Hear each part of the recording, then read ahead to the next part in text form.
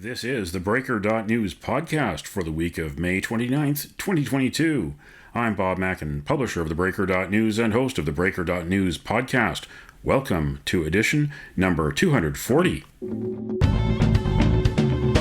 The Breaker is your source for news, opinion, and analysis about British Columbia issues, institutions, and influencers. Later, I'll tell you how you can support The Breaker.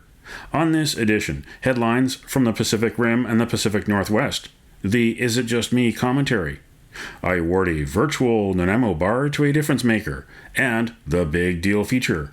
The former Speaker of the BC Legislature and his former Chief of Staff, Darryl Plecas, and Alan Mullen join the Breaker.news podcast for an exclusive interview to offer their reaction to the conviction of ex-Clerk Craig James. But first, is it just me?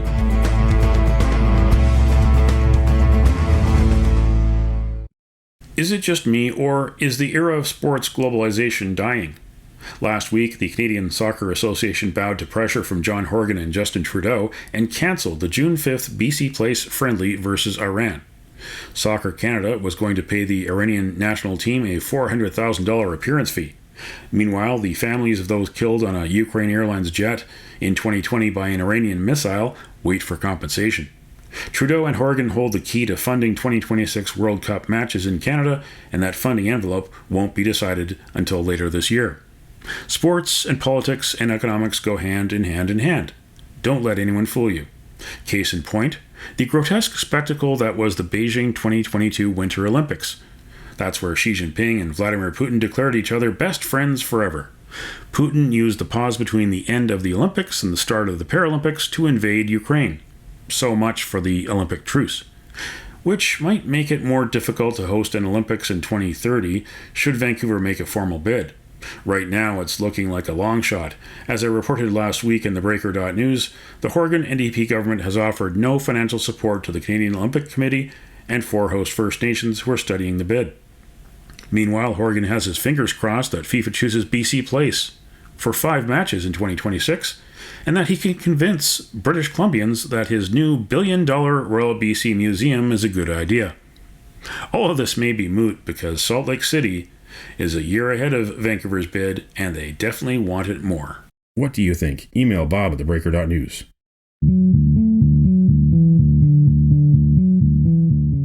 This is the Big Deal feature on the Breaker.news podcast. I will say that I'm grateful that a very sad chapter in this institution's history has now been put to rest. That is the voice of BC Premier John Horgan reacting on May 19th to the conviction in BC Supreme Court of Craig James.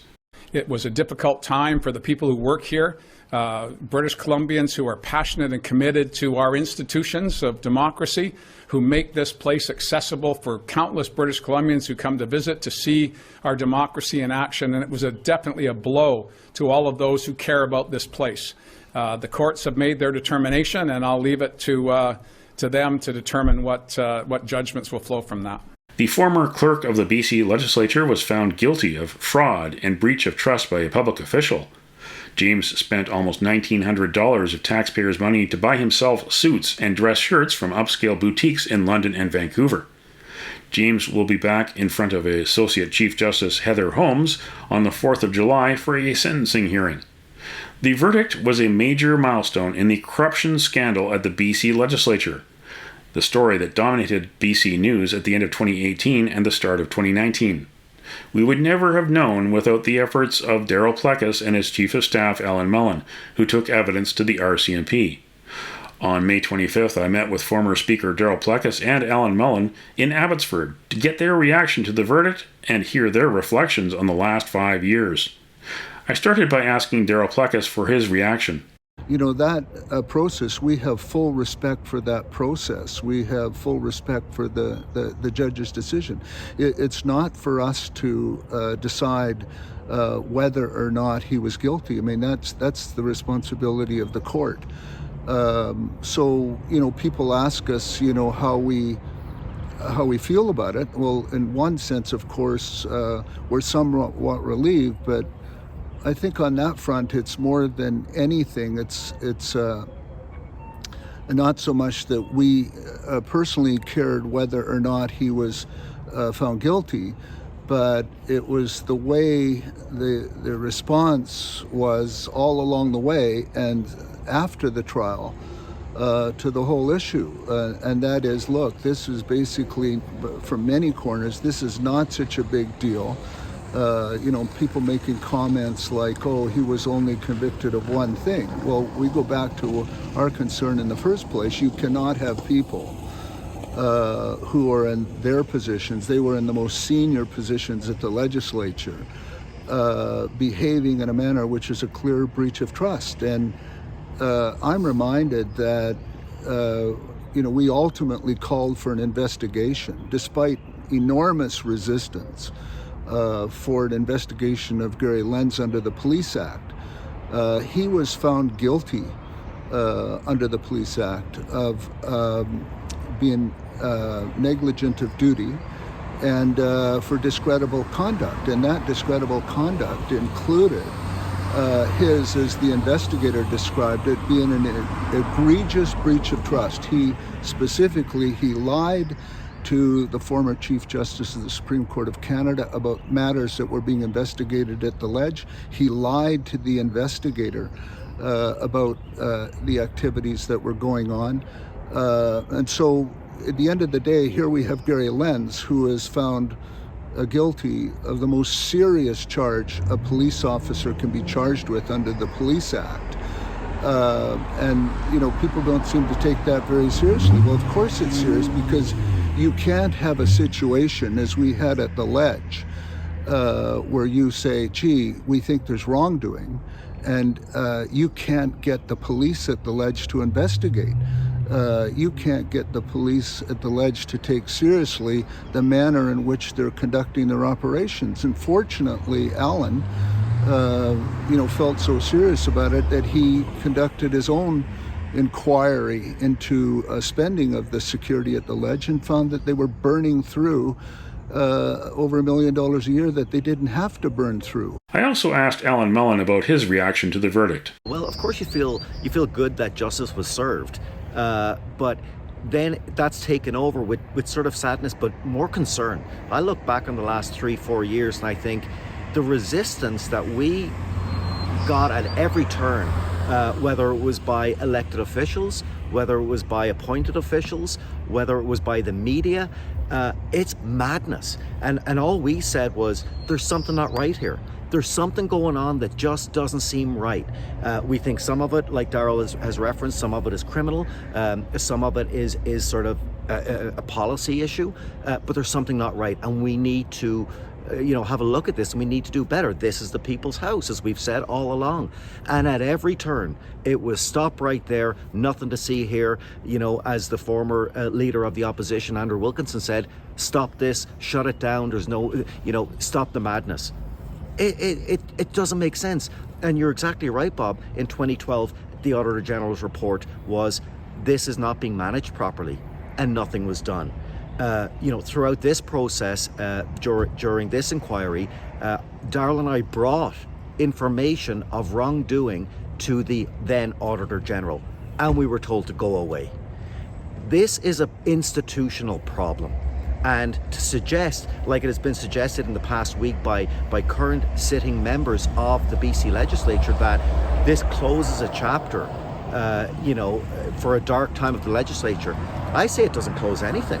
It does not close until these policies and procedures are in place. That place should be a glass house where everybody can look in and say, it's our house, we know what's going on. Nobody knows what's going on. There is no oversight whatsoever, and people will say, well, yes, there's these committees, or there's LAMC.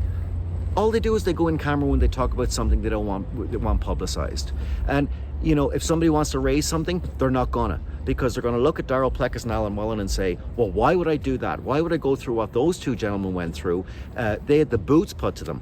And furthermore, I'll look back to my colleagues, who were fired for asking questions. There is an institutional problem here, and it doesn't just get fixed because Craig James has been removed, or Gary Lenz has been removed, or because a sitting minister says the chapter is closed. The chapter is not closed. There's many more chapters here, and the public want more. This is just the beginning of, we need to do better. This is public money, and this is the public institution. We need to do better. This is the theBreaker.news podcast, and you're listening to my exclusive interview with former BC Legislature Speaker Darryl Plecas and his former Chief of Staff Alan Mullen. During the trial of Craig James from late January to early March, the court heard about the 2012 Auditor General's report. The system was broken before Plecas became Speaker. I asked what needs to be done to fix the legislature after the damage done by Craig James. Number one, what caused this to happen in the first place?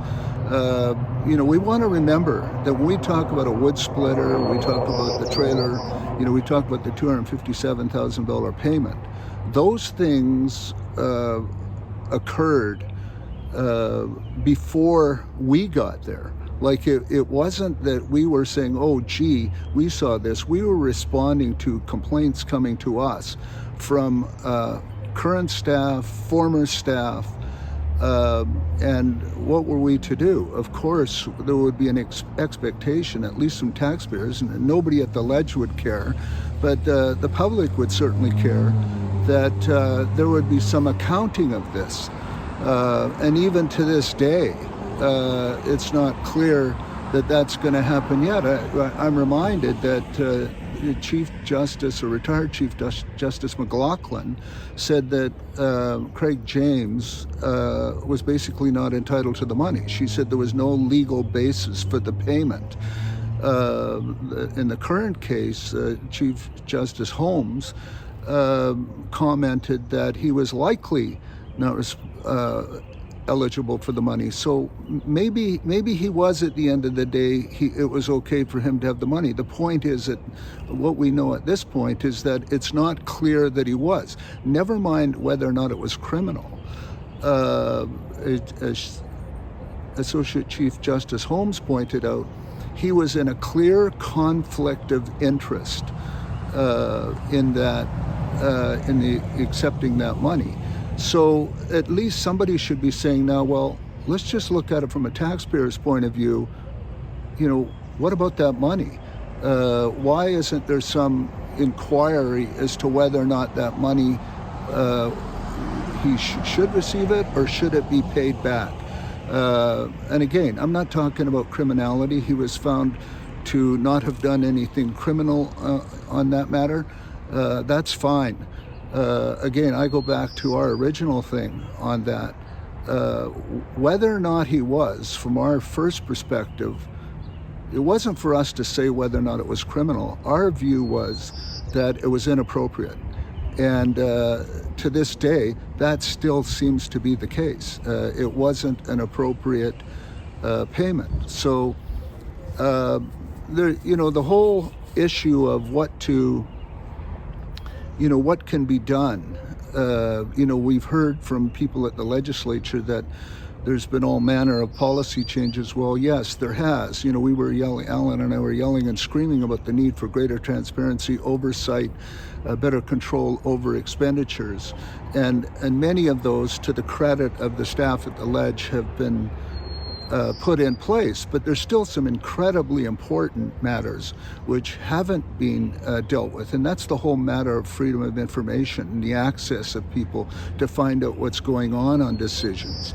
And then, of course, there's the whole matter, as we had a concern about from the beginning and have repeatedly requested that something be done about it, and that's a policy with respect to whistleblowers. The government has a policy with regard to whistleblowing for government employees. These policies are in place all over the world, but for some reason they haven't seen fit to have them in place for legislative employees. I asked Alan Mullen if there were any surprises. Was there anything in the testimony, the evidence, anything that he wasn't expecting? I mean, obviously I knew the defense was going to do their job, the prosecution was going to do their job, and there'd be a lot of, sort of witnesses and documentation and evidence flowing back and forth. But for people to get on the stand and just lie point blank, that was a huge surprise to me. But again, it's the same thing as we see always. Nobody's asking why. Nobody's asking, if I'm the media or I'm an MLA, I'm an elected member of that place, all through this, I'm going to stand up and I'm going to say, well, why is this happening? Why are the three House leaders signing a secret document on behalf of British Columbians with Craig James to basically let him walk out with no accountability, and then it's secret and nobody can ever talk about it? Why is nobody standing up either in the media or in the House or anywhere else saying, why did that happen? Why did the Sergeant at Arms shut down an investigation that was brought to him by myself and a political staffer, a whistleblower in effect, about some serious allegations against a sitting member? That was brought to Gary Lenz and his deputy, Randy Ennis, and that investigation was shut down 2 hours later. Why does nobody stop and say, excuse me, can you explain this? No, it's the massive brush and the rug and sweep it under it. This cost millions of dollars to investigate and prosecute. What will it take to finally force permanent change at the legislature? Does there have to be another scandal? How is it that so many people can sit on committees? The Legislative Management Committee could sit there for a decade plus, could not possibly have not been aware of these failings and not do anything about it. Remember, the only time things changed is when I said, that's it, things are going to change here, whether you like it or not. It's certainly not a good way to do business, but when you're up against this wall of people not wanting to do anything, and then you go to the police at the Ledge, remember, are not independent. So that's complicated because, they could basically say, as they did in several different cases, say, I don't care what you want, we're just not investigating, regardless of how serious it is. So how can you operate under that kind of arrangement? And it's my understanding that situation at the Ledge is still the same, with all due respect to whoever might be the current Sergeant at Arms. He reports to the Clerk. And that's not to say anything untoward about the Clerk, but in principle, it's fundamentally wrong. Where else on the planet, in the Western world anyway, in a democracy, would you have a police chief who is reporting directly to another employee? That's just completely inappropriate. So you've got that problem, and then you have the problem of the media, who you would say, gee, aren't these people, these journalists, supposed to be there as investigators of sorts, questioning what's going on? Well, in this case, there was certainly a few, and certainly you being one of them, who said all along, well, gee, there needs to be an investigation here. But that was few and far between. For the most part, people were saying, go away. In fact, it was worse than that. They said, how dare you? This was the media saying, how dare you even suggest that these two people shouldn't be here? The focus went from, gee, there may be something wrong here, and immediately it went to, no, there was nothing wrong on their behalf. It was Mr. Mullen who was at fault and the Speaker who was at fault. You're the ones who should be removed. And when you have that kind of a situation, and we say that there's not fundamental problems here, of course there is. There needs to be far more change than we've seen. And I can't tell you how many times I've brought issues forward. Alan has brought issues forward, and they fall on completely deaf ears.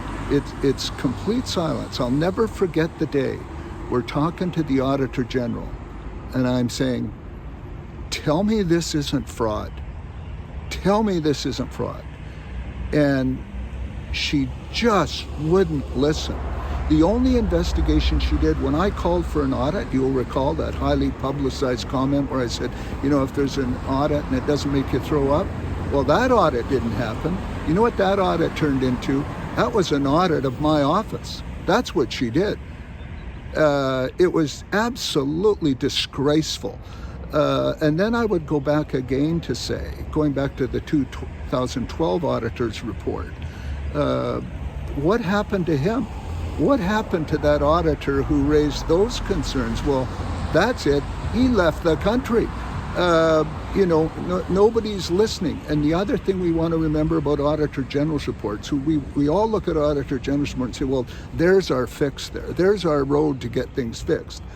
Well, find me an Auditor General's report that actually came back and said, well, here's an action report that's following it, and here's the accountability. Nobody's ever held accountable. Right now we have a situation where we have politicians saying, well, it's behind us, it's a dark cloud over us, and thank God it's over with. Well, I can tell you, Alan could give you 100 stories. Though there's certain things people need to remember. They haven't heard the half of this. That was the voice of Darryl Plecas, the former Speaker of the BC Legislature, and that's a good place to push pause. That's the first half of the two-part exclusive interview with Darryl Plecas and Alan Mullen. You'll hear more next week on the theBreaker.news podcast.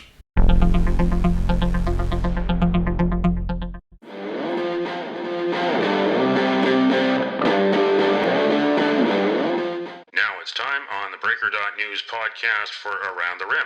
We look at news headlines around the Pacific Rim. In the Taiwan news, alleged leaked audio reveals commanders planning mobilization for war with Taiwan. The 57-minute audio clip was allegedly recorded during a meeting of the Standing Committee of the Provincial Party Committee of Guangdong on May 14th, and it was published by Lude Media on May 23rd. According to the media outlet, this is the first audio recording from a top-secret military meeting in China ever released to the public. The stated main purpose of the meeting, which included members of the People's Liberation Army's Guangdong military region, was to convey the instructions of the mobilization order and clarify the instructions on the transition from a peacetime to wartime footing. In the Hong Kong Free Press, Hong Kong's only non-establishment lawmaker still thinking about how to mark Tiananmen crackdown. Tik Chi-yuen told reporters at the Legislative Council on Wednesday that his moderate political party, Third Side, would not hold any commemorative events. Every year since 1997, pro-democracy legislators have raised a June 4th motion to not forget the 1989 crackdown. Tik said he would not table the motion this year. A Hong Kong Catholic group said it would not hold masses to commemorate the victims of the crackdown this year. In Kyoto news, U.S. to remain focused on China in the midst of Russia war, says Foreign Minister Blinken. The United States views China as posing the most serious long-term challenge to the international order, said the Secretary of State. China is the only country with both the intent to reshape the international order and, increasingly, the economic, diplomatic, military, and technological power to do it, Blinken added. He criticized the Chinese Communist Party under President Xi Jinping for becoming, quote, more repressive at home and more aggressive abroad, end quote. That's Around the Rim on this edition of the Breaker.news podcast.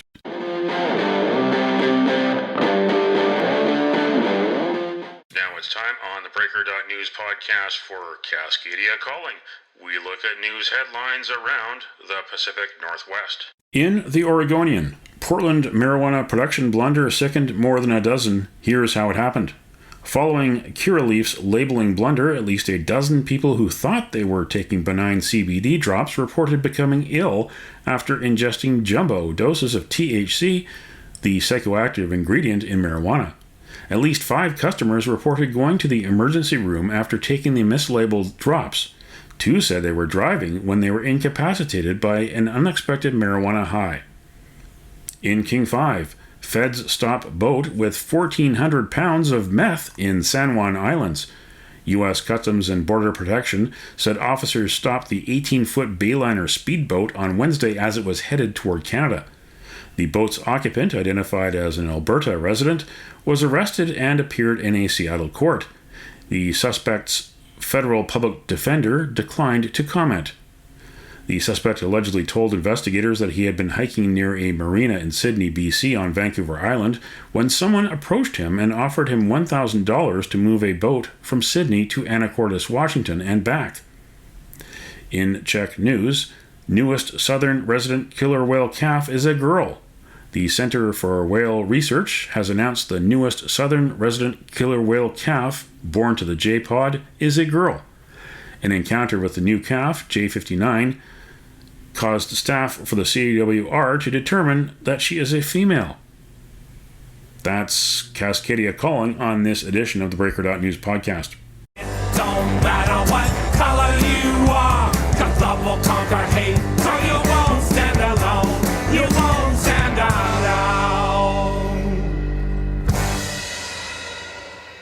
The virtual Nanaimo Bar, brought to you by Spruce Hill Contracting. Every week we end the Breaker.news podcast on a tasty note by awarding the goodness of a virtual Nanaimo bar to people making a difference.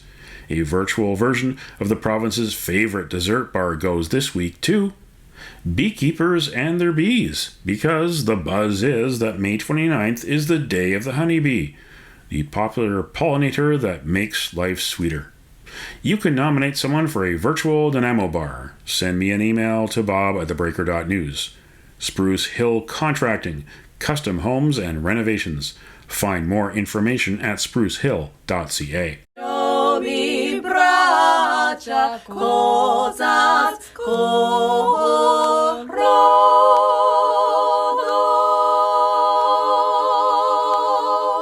That's it for the Breaker.news podcast for the week of May 29th, 2022. I'm Bob Mackin. Thanks for joining me. Did you know that on the 29th of May in 1950, the St. Roch traveled from Halifax to Vancouver via the Panama Canal, the first ship to circumnavigate North America? You can see the ship at the Maritime Museum in Vancouver. It's a National Historic Site since 1962. Now you know. Send me your feedback. Send me your story ideas to Bob at theBreaker.news. Bookmark theBreaker.news. You can also find us at theBreaker.ca. Sign up for the email newsletter and get updates to your inbox. For news as it happens, follow The Breaker News on Twitter and visit theBreaker.news on Facebook. You can support The Breaker for as little as $2 a month. For more information, go to patreon.com/thebreakernews. That's patreon.com/thebreakernews. Until next week.